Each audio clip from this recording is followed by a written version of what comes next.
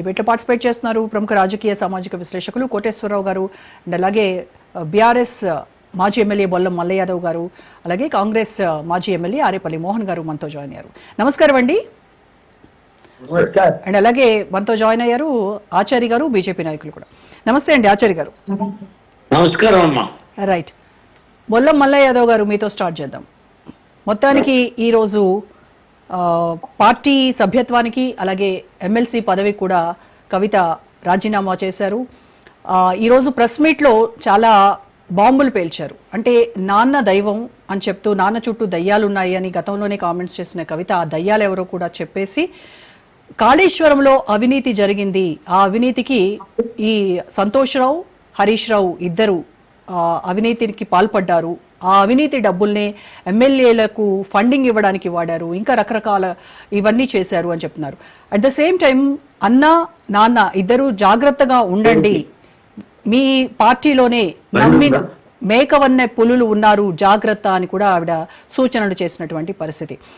ఇదంతా గమనిస్తున్నటువంటి అధికార పక్షం కావచ్చు, బీజేపీ కావచ్చు, వాటాల్లో వచ్చినటువంటి కొట్లాట ఇవాళ రచ్చకెక్కింది తప్ప దీంట్లో ఇదంతా ఒక పెద్ద డ్రామాగా వీళ్ళందరూ చెప్తున్నటువంటి పరిస్థితి. సో ఏం జరుగుతోంది బీఆర్ఎస్ పార్టీలో, ఎలా చూస్తున్నారు ఇవన్నీ? వాస్తవానికి కవిత గారు మాట్లాడే సమయం కాదు, సందర్భం కాదు ఈ విషయాలు. వారు ఎందుకు మాట్లాడుతున్నారు, మాట్లాడటం వెనుక గూఢార్థం ఏందనేది ఎవరికి అర్థం అవ్వట్లేదు. ఏది ఏమైనా వారు పార్టీ క్రమశిక్షణను ఉల్లంఘించి హద్దు మీద గీత దాటి మాట్లాడారు కాబట్టి పార్టీ నిర్ణయం తీసుకొని వారిని సస్పెండ్ చేయడం జరిగింది. సస్పెండ్ చేసిన ఆ పదవిలో కొనసాగటంతో పాటు వారికి మానసికంగా బాగుండదనో లేకపోతే గౌరవప్రదంగా ఉండాలనే ఒక ఆలోచనతో వారికి ఉన్న పదవి, పార్టీ ద్వారా సంక్రమించిన పదవిని కూడా రాజీనామా చేశారు, పార్టీ సభ్యత్వాన్ని కూడా రాజీనామా చేశారు. భవిష్యత్తు నిజంగా రాజకీయాలలో ఉండాలని అనుకుంటే వారి ఇష్టం, వారి ప్రణాళిక, భవిష్యత్ ప్రణాళిక వాళ్ళు తయారు చేసుకోవచ్చు. కానీ రాజకీయాలలో హత్యలు ఉండవు, ఆత్మహత్యలు ఉంటాయి అని చెప్పేసి ఏ రకంగా అయితే గతంలో అంటే చరిత్రలో చెప్తారో ఆ రకంగా ఈరోజు హత్య చేద్దామనుకున్నట్టు హత్య కత్తి పట్టుకొని చేయరు, ఆత్మహత్యకి పాల్పడతారు, వాళ్ళే ఇన్సెక్యూరిటీగా అని చెప్పేసి ఏ రకంగా అయితే నానుడు ఉందో ఆ రకంగా ఈరోజు ఒక రకంగా ఆత్మహత్య చేసుకున్నట్టే కవిత గారు. ఎందుకంటే బంగారు భవిష్యత్తు ఉన్న రాజకీయ పార్టీలో కేసీఆర్ గారు కూతురుగా కొనసాగించాల్సిన గౌరవప్రదమైన స్థాయిలో ఉండి ఈరోజు పార్టీతో విభేదించడం అంటే ఆ కుటుంబ సభ్యులతో కూడా విభేదించడమే కదా. కానీ మల్లయ్య గారు మీరేమో చాలా బంగారు భవిష్యత్తు ఉండింది, రాజకీయ భవిష్యత్తును వదులుకున్నారు అని చెప్తున్నారు. కానీ అసలు పార్టీలో తనకు సరైనటువంటి స్థానం లేదు. తన లెటర్ లీకేజ్ గురించి 103 రోజులు అవుతుంది ఈ రోజు వరకు కూడా కనీసము వర్కింగ్ ప్రెసిడెంట్ గా, సరే చెల్లి రక్త సంబంధం ఇవన్నీ పక్కన పెట్టి ఒక ఎమ్మెల్సీ ఒక మహిళ చేసినటువంటి కంప్లైంట్ పై ఎలాంటి చర్యలు లేవు. అసలు విచారణ జరిగిందా లేదా? నా పరిస్థితే ఇలా ఉంటే కేసీఆర్ కూతుర్ని పార్టీలో ఎమ్మెల్సీగా ఉన్న నాకే ఇది లేకపోతే మిగతా మహిళల పరిస్థితి ఏంటి అని ఆవిడ అడిగారు. మరి మీరేమో బంగారు భవిష్యత్తును వదులుకొని వెళ్ళిపోయింది కవిత అని అంటున్నారు. ఇప్పుడు రాజకీయంగా మొదటి నుంచి ఏదో ఉండి ఏదో చేయాలని స్వయం శక్తితో వచ్చినట్టు కాదు. కేసీఆర్ గారి కుటుంబీకులుగా, కేసీఆర్ గారి సంతానంగా, కేసీఆర్ గారి కూతురుగా మాత్రమే ఈ రాష్ట్రంలో కానీ రాజకీయాలలో కానీ వారికి గుర్తింపు ఉంది.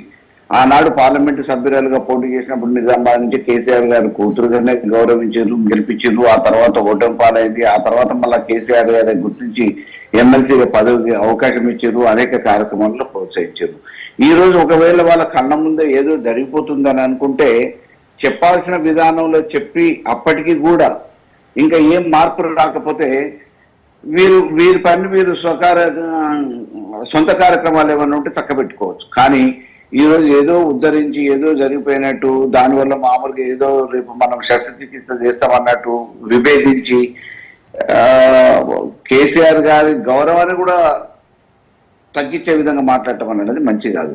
ఇప్పుడు మాట్లాడుతున్నారు నాన్నగారు అంటే గౌరవం అని, కానీ నాన్నగారు గౌరవం అని అన్నప్పుడు డెఫినెట్ గా వారు కూడా ఒక ఉద్యమకారుడుగా 14 సంవత్సరాలు సుదీర్ఘ పోరాటం చేసి ఎన్నో రాజకీయ పార్టీలను ఒప్పించి మెప్పించి అందరినీ ఒక వేదిక మీద తీసుకొచ్చి ఎవరు ఏ పార్టీలో ఉన్నా కండోలు వేరైనా సిద్ధాంతాలు వేరైనా మనం తెలంగాణ సాధించాలని అన్ని పార్టీలను కూడా ఏకం చేసి తీసుకొచ్చి కొట్లాడి తెలంగాణను సాధించిన మహానాయకుడు. మరి కనీసం ఆయన పక్కన జరుగుతున్నది చూసుకోలేనంత అమాయకులు ఏం కాదు. ఈరోజు పార్టీ నడుపుతున్నారు, ఎన్ని ఒడదొడుకులు వచ్చినా పార్టీని 2 సార్లు అధికారంలో తీసుకొచ్చిన మహానుభావుడు. మరి అటువంటి వ్యక్తి మీద ఏదో పక్కన వాళ్ళు చేస్తున్నారు వీళ్ళు చేస్తున్నారు అనే అభాండాలు వేసి ఆమె అనవసరంగా రాజకీయ భవిష్యత్తును దెబ్బతీసుకున్నట్టే కదా. ఏదైనా జరిగితే చెప్పే విధానంలో చెప్తారు. ఒకవేళ నిజమే అయితే దాని మీద నిర్ణయం తీసుకునేది కేసీఆర్ గారి బాధ్యత. కానీ కాళేశ్వరం విషయంలో చెప్పిన బాధ్యతకు పరిమితం అయితే అయిపోతుంది కదా. మల్లయ్య గారు, కాళేశ్వరం విషయంలో అవినీతి జరిగింది అని చెప్పేసి ఆవిడ స్పష్టం చేశారు.